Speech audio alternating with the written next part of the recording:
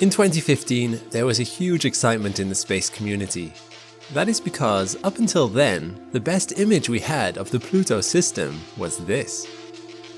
Hubble also squinted its lens at Pluto, but it is so small and distant, the best it could see was a few blobs of color variation. But in 2015, this all changed. That is because, after a 9-year journey, the New Horizons space probe flew by the dwarf planet, giving us a detail and fidelity of Pluto and its moons like we had never seen before. So the question is, what did the New Horizons probe see and discover during its flyby of the Pluto system? And what has it been doing since the flyby?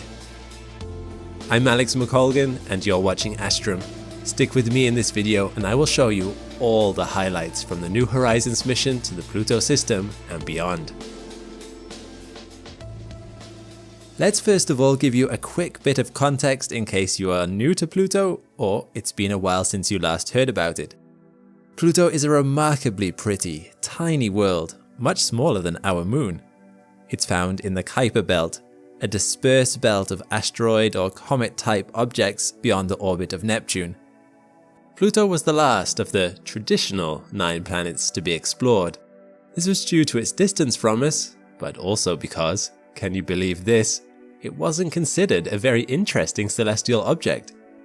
Thankfully, the team behind the probe pushed hard for this mission to be approved, and in 2006, New Horizons was launched as part of NASA's New Frontier program for medium-budget space missions. The goal of the mission was to get to Pluto as soon as possible, and as such, New Horizons was the fastest launch ever, it being a light spacecraft on the most powerful rocket available at the time, a fully boosted Atlas V. It whizzed past the moon in only 9 hours. The Apollo missions took 10 times as long. On its way to Pluto, it used Jupiter as a gravity assist, which shaved 3 years off the arrival time. It also used Jupiter as a trial run for its systems, taking some remarkable videos and images of the planet and its moons. After this successful trial, New Horizons went into hibernation mode to prevent the wear and tear of its instruments. Leading up to its approach in 2015, the team turned the systems back online, and every day the spacecraft sent back images of the Pluto system. This was an incredibly exciting time for enthusiasts following the story. We began to get hints of what Pluto could possibly look like, and saw how different Pluto was from its biggest moon, Charon. Every day the resolution got higher and higher, and more details could be made out. Yes, there were other scientific goals for the mission, but the most interesting thing to me was what it looked like. Soon there could be seen what looked to be a heart shape on the dwarf planet. On the 14th of July, the New Horizons probe made its closest approach, at only 12,500 kilometers from the surface of Pluto. However, mission controllers didn't get a look straight away. Firstly, the probe was too busy taking a lot of photos during the flyby to send anything back immediately. Once data transfer commenced, they had to deal with the slow uplink speed of only 1 kilobit per second. Further to that, there was a 4.5-hour latency between the spacecraft and the Earth. But what it saw and sent back was spectacular. Mountain ranges, ice plains, glaciers, and an atmosphere. It also had a good look at some of Pluto's moons. Let's go into detail about what it actually discovered during this flyby. One of the first things observed about Pluto is its unusual relationship with its moons. For a start, Pluto's biggest moon, Charon, orbits very closely to Pluto, and is also very big in comparison. This means that the barycenter of the two objects, or in other words, their center of mass, is outside the primary object. They actually both orbit around a point in space. Not only that, but both objects are tidally locked to each other. This means that if you stand on one, the other won't move from that point in the sky. This is very unusual because while some moons are tidally locked to their parent planet, the planet is not also tidally locked to the moon. Charon is very different visually from Pluto, being much darker. This implies they are not from the same origin. The rest of Pluto's moons are very small, only a few kilometers across. Their orbits are exceptionally circular and are all coplanar with Pluto's orbit. The geology of Pluto is very interesting. The biggest visible feature on Pluto is this giant heart shape, which wowed the world when it first came into view. It has since been named Sputnik Planitia. It is the size of Texas, and it has a strong color contrast to the surrounding area. This is because it is a giant ice plain. In fact, during the flyby, it was confirmed that 98% of Pluto's surface is composed of nitrogen ice. On average, the temperature on the surface of Pluto is minus 229 degrees Celsius, which means water ice would be rigid and brittle. On the other hand, nitrogen ices at this temperature act like water ice on Earth, meaning it can flow as glaciers. This can especially be seen around the edge of the heart, glaciers flowing into the gaps around the craters and mountain ranges. The ice plains themselves have giant polygon shapes across the entire area. There are also no craters, which means it must be a relatively new feature, or a feature that is being continually renewed. It is perhaps only 10 million years old. The polygonal cells show ridges on them which are likely caused by sublimation, the process of an ice turning directly into a gas. Ices sublimate and freeze here regularly, creating troughs and pits, meaning these polygons are likely to be convection cells. These cells are moving and can be seen pouring into the mountain ranges surrounding the region through slow-moving glaciers. Sputnik Planitia could be compared to Greenland and Antarctica, in that it controls the climate of Pluto heavily. Although it is not known for certain, Sputnik Planitia could have formed from an impact, and ices filled the crater in from a potential subsurface liquid ocean. This filled-in basin actually causes a positive gravitational anomaly. A gravitational anomaly is where the gravity at one point is different from elsewhere on the object. The ice plane is directly facing away from Charon, which would align it up with the object's tidal axis. Due to the short distance between Pluto and Charon, tidal effects are very strong on both objects. This could be the reason why Pluto is tidally locked to Charon, and the two objects can't look away from each other. Surrounding the ice plains are vast mountain ranges made of water ice, which, when viewed from the side on, look spectacular. Water ice is the only type of ice detected on Pluto that would be strong enough to support heights of several kilometers at this temperature. Among the mountains found on Pluto, there might also be some which are cryovolcanoes, some of the most likely candidates being Wright Mons. It is 4 kilometers tall, one of the highest peaks on Pluto, and a big depression is found in the center. Cryovolcanoes could be a contributing factor for Pluto's young surface. Here is an extremely interesting region called Tartarus Dorsa. It is an extensive, highly distinct set of 500-meter high mountains that resemble snakeskin or tree bark. They are thought to be penitentes. If that is true, Pluto is the only place in the solar system other than Earth where they have been observed. Even on Earth, they are very rare, but some can be found in the Atacama Desert and other dry, high-altitude regions. The ones on Pluto are much taller and cover a much vaster area than on Earth. We can only imagine what they look like up close.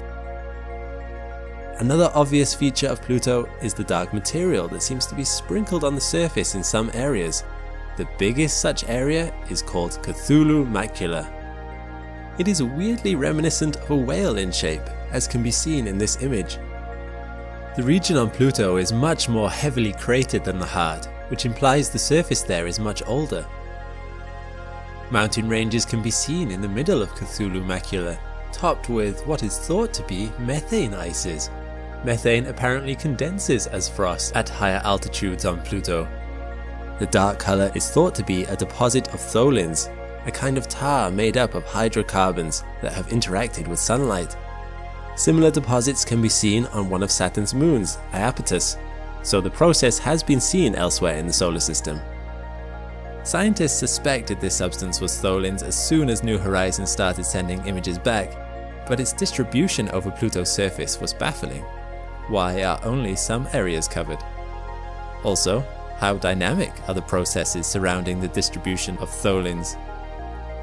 Has Pluto looked like this for a while, or is this a changing environment? It turns out that these tholins may well be connected to cryovolcanism found on Pluto. Pluto is one of the few objects in our solar system where cryovolcanoes are actively shaping its surface. Water from either the mantle or from pockets of water trapped in the crust erupt over the surface of Pluto, creating a varied landscape. But it turns out that it's not just water found in these eruptions, but tholins are clearly mixed in too. Data from Hubble suggested that Pluto was getting redder, and new horizons may have passed by during Pluto's reddest time of its year. And new horizons may have found out why. Here, in a region called Viking Terra, we see a cryovolcano that has fountained this water tholin slurry across the immediate surroundings. Just next to this region, we see a crater and trough filled by this slurry during another eruption. By the trough, you can see where this slurry flowed down and pooled. This can also be seen in another region by Virgil Fossae, another trough where this slurry has travelled down. However, the most interesting thing about tholins is not found on Pluto itself, but rather on its twin dwarf planet, Charon. In this enhanced colour image of Charon, what do you immediately notice? The red cap over its north pole. Incredibly, because Pluto's gravity is so weak, when it erupts this slurry mixture, some of it escapes Pluto altogether and makes the 19,000 kilometer journey to Charon. The tholins are localized here because Pluto and Charon are tidally locked to each other. They only ever show each other one face. Poetically speaking, Pluto is always hiding its heart from Charon in this eternal waltz. This means that more tholins fall on a specific spot on Charon rather than all over. And speaking of Charon, some interesting discoveries have been made about it too. It is a water ice world, unlike Pluto, whose surface is predominantly nitrogen ice. As such, it doesn't really have an atmosphere like Pluto does, as the water ice is locked to the surface. On Pluto, the nitrogen ice sublimates depending on Pluto's seasons, meaning Pluto's atmospheric density can vary by many orders of magnitude over the course of its year. With this sublimating and refreezing of the atmosphere, Pluto's appearance may change dramatically over the course of its 248-year-long seasonal cycle. For me, the most impressive discovery that New Horizons was able to confirm was that Pluto has an atmosphere. And not only that, but the images are incredible. Due to Pluto's small size and weak gravity, the atmosphere appears to extend high above the surface of Pluto. Earth's atmosphere, while being much more massive and dense compared to Pluto, hugs the planet comparatively tightly as the gravity is a lot stronger. The atmospheric pressure on Pluto, on the other hand, is exceptionally low, roughly 10 microbars, or 100,000 to 1 million times weaker than the surface pressure on Earth. It is theorized that the pressure could increase to as much as 18 to 280 millibars, 3 times the surface pressure on Mars and a quarter of the surface pressure on Earth. This may happen throughout Pluto's year. At some points in its orbit, it is closer to the Sun than Neptune. This would make the temperature rise, causing the surface ices to sublimate into gases, the process of which there is evidence of in the ice plains. But the last time Pluto was thought to have an atmospheric density similar to Mars was 900,000 years ago. At this pressure and temperature, the conditions could be right for liquid nitrogen to form on Pluto's surface. Some evidence of this might be found here, in what appears to be a frozen lake. At any rate, within just 1 year, Pluto's atmospheric density can vary by a factor of 4 due to seasonal variations. That is a massive contrast compared to other solar system objects with atmospheres, which generally stay pretty consistent. The atmosphere consists of the same ices found condensed on the surface, namely nitrogen, methane, and carbon dioxide. The other fascinating discovery New Horizons made about the atmosphere is that it has up to 20 haze layers. Haze layers themselves were not unexpected, but the amount of them was. They can clearly be seen in some of these images, acting like layers of a thin kind of fog. Sunlight can be seen streaming through one such layer in this photo, the shadows from the mountains clearly seen in contrast to the sunlight shining through the haze. The layers do not appear to be level across the planet. Here you can see this haze layer high above the surface, but on this side of the image it touches the surface. On a side note, to me these are the most breathtaking photos of Pluto, and I purposefully saved them until last.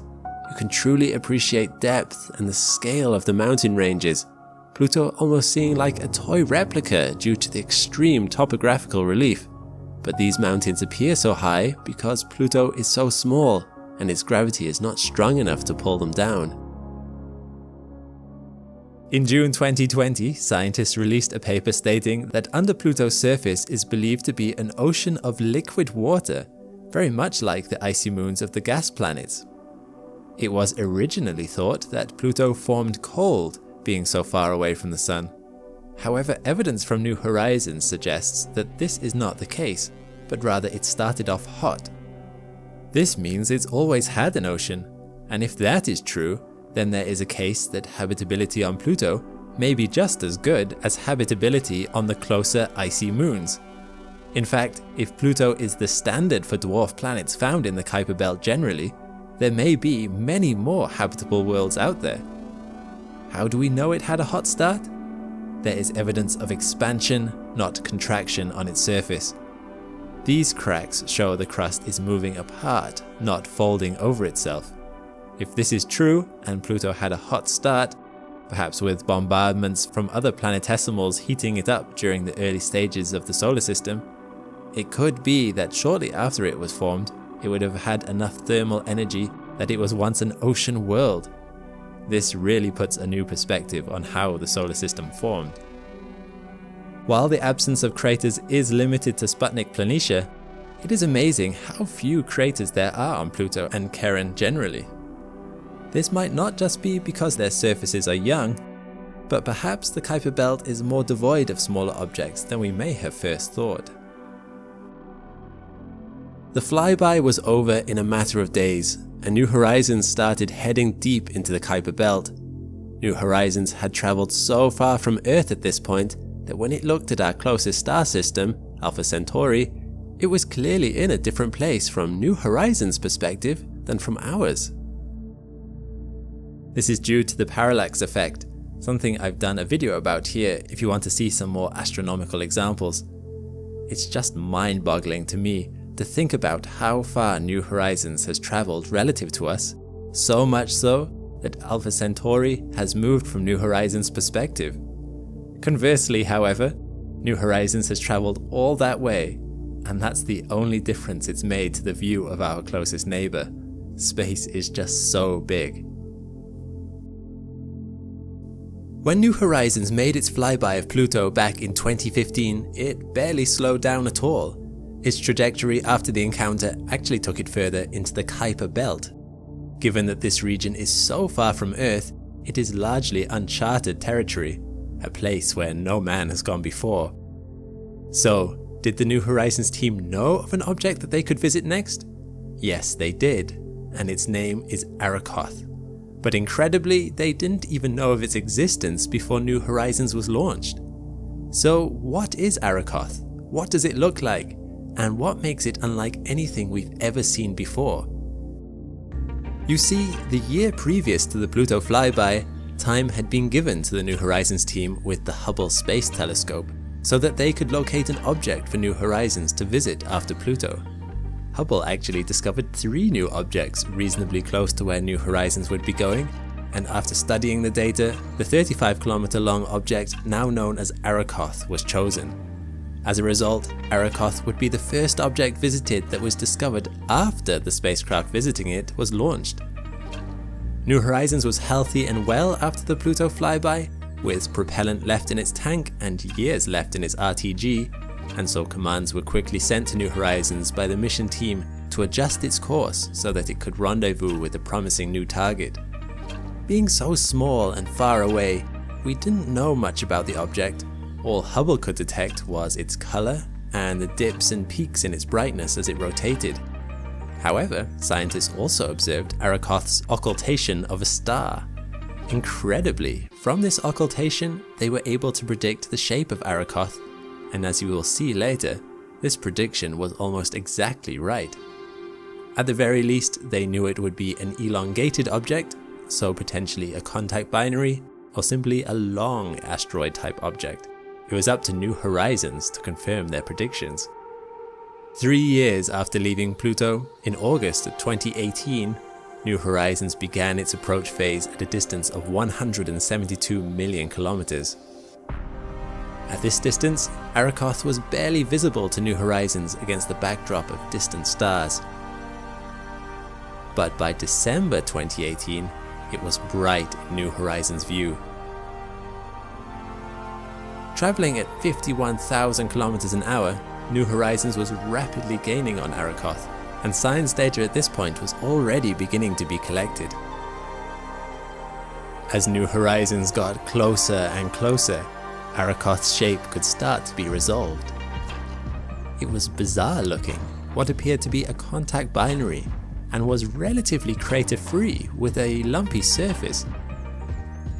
It was unlike any of the asteroids or comets we had ever seen up close before.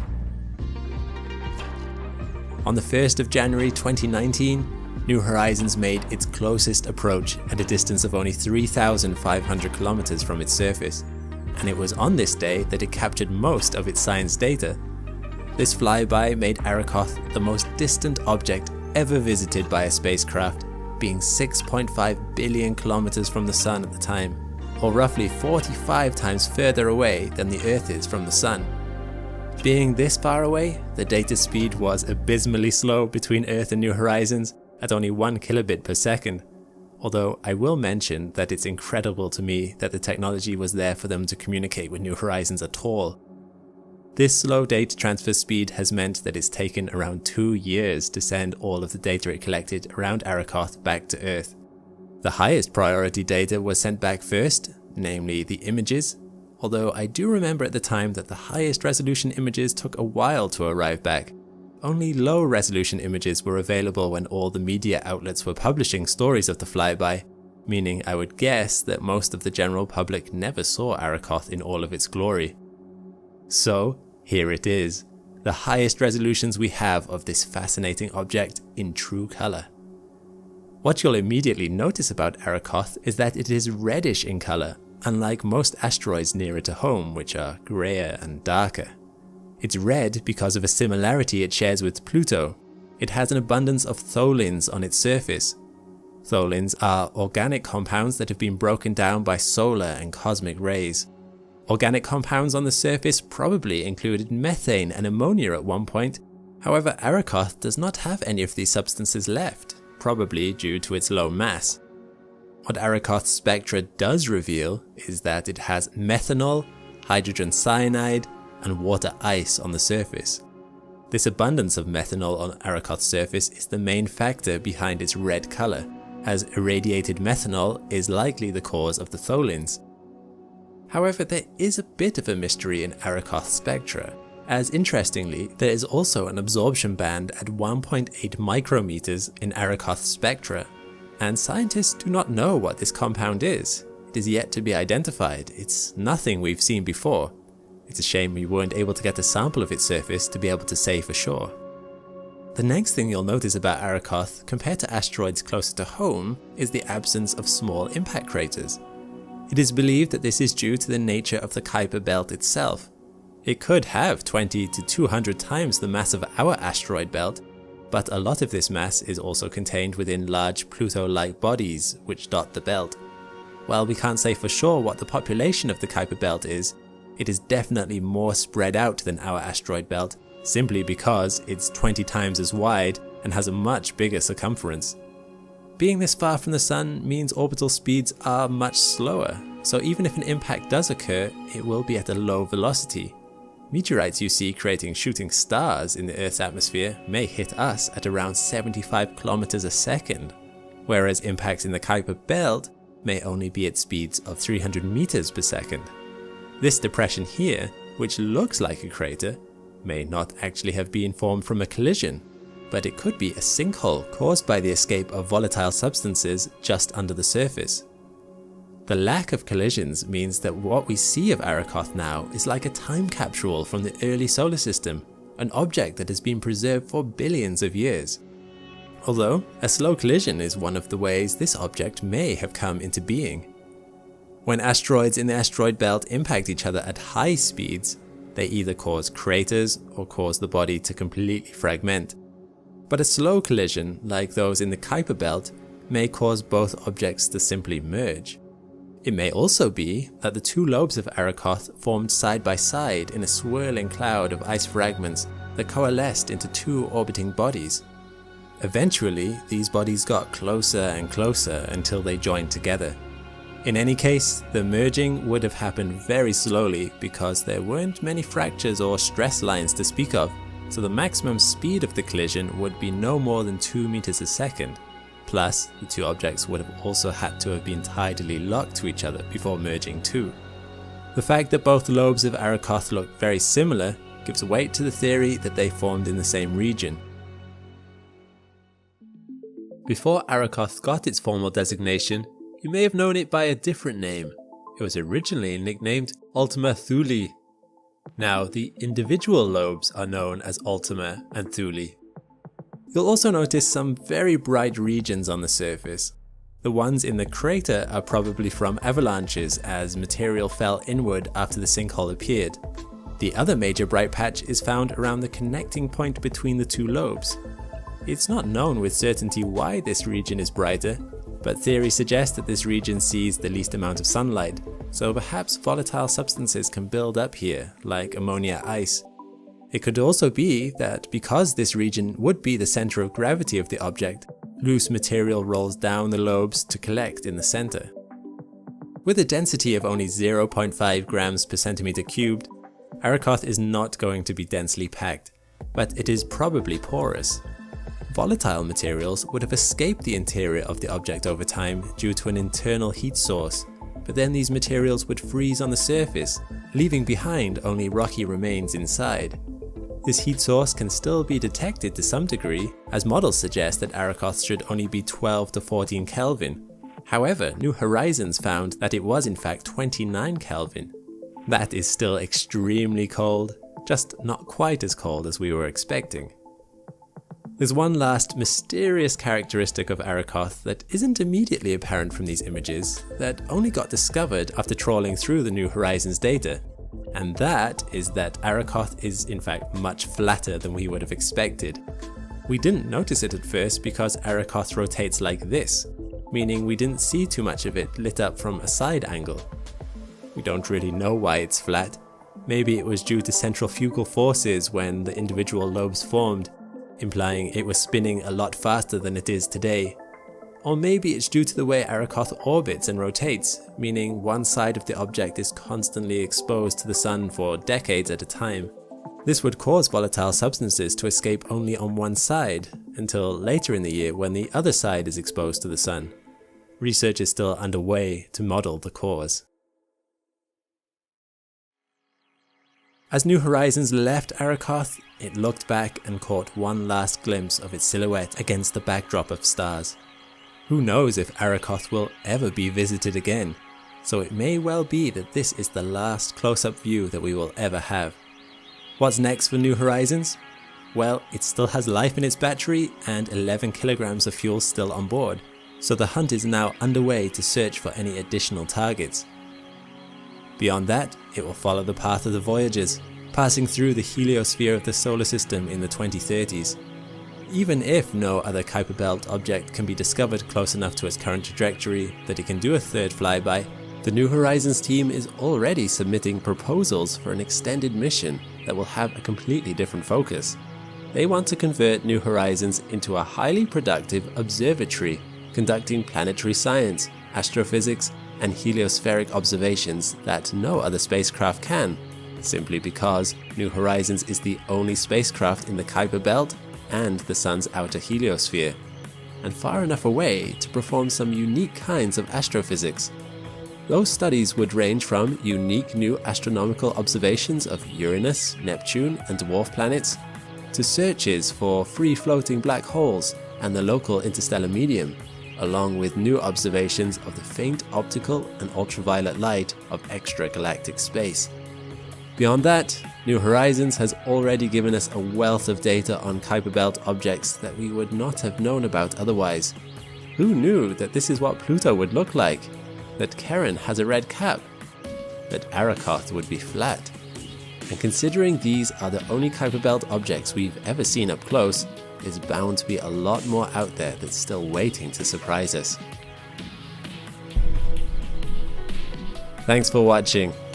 If you like this New Horizons video, you should check out some of the other spacecraft videos I've made here for more of the same.